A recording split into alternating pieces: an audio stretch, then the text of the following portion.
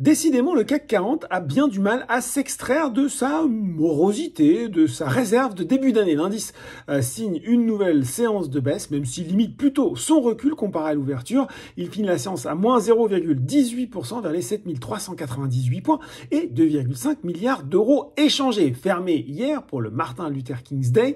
Wall Street a de son côté ouvert dans le rouge. Bon, c'est presque stable pour le Nasdaq, mais le Dow Jones recule lui de 0,5% à 17h45.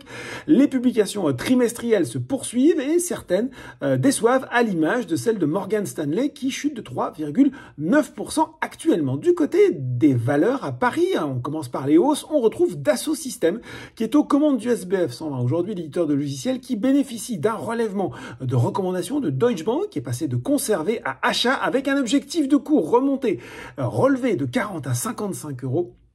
L'analyste qui souligne la faiblesse de la valorisation du groupe français. Déjà parmi les plus fortes hausses du CAC 40 en 2023, eh bien Publicis continue à se distinguer en 2024.